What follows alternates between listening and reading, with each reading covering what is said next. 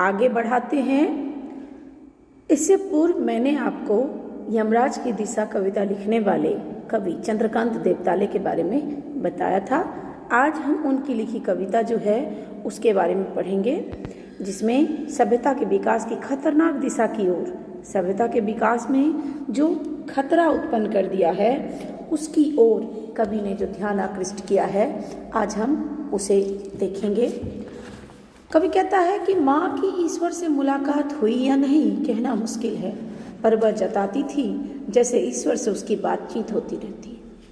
हर बच्चे की माँ अपने बच्चे को ईश्वर के बारे में, ईश्वर अर्थात सत्य, ईश्वर अर्थात आस्था, विश्वास के बारे में ऐसे बताती थी जैसे माँ ने कभी मुलाकात की हो। उसकी माँ की यमराज से मुलाकात हुई भी थी या नहीं, ये कहना कवि के लिए कठिन है। और उससे प्राप्त सलाहों के अनुसार जिंदगी जीने और दुख बर्दाश्त करने के रास्ते माँ खोज लेती है। कवि कहता है कि वह बहुत विश्वास से कहती थी जैसे वह ईश्वर से मिलकर आई हो, उसकी सलाह से ही काम करती है। बचपन में जो है कवि कह रहे हैं कि माँ की बातें ऐसी होती थी मानो माँ ने ईश्वर से मुलाकात की हो। कवि को इस बात का विश्वास नहीं कि माँ की मुलाकात ईश्वर से हुई है। कवि की माँ ईश्वर से अपनी मुलाकात होने की बात जताती थी, ऐसा इस तथ्य ये कहा जाता है। इसको हम ये मान लेते हैं कि कवि की माँ बड़ी धार्मिक प्रवृत्ति की महिला थी और ऐसा लगता था जैसे उन्होंने ईश्वर से मुलाकात की हो और उससे प्राप्त सलाहों के अनुसार जिंदगी को जीने और दुख बर्दाश्त करने के रास्ते खोज लेती है। कवि माँ के बारे में कहता है कि माँ को ईश्वर पे बड़ी आस्था थी और माँ ऐसा लगता था जैसे माँ ने ईश्वर से मुलाकात की हो और उसी के आधार पर जीवन की कठिनाइयों का रास्ता वो ढूंढ लेती थी। और कवि को भी इस बात के लिए वो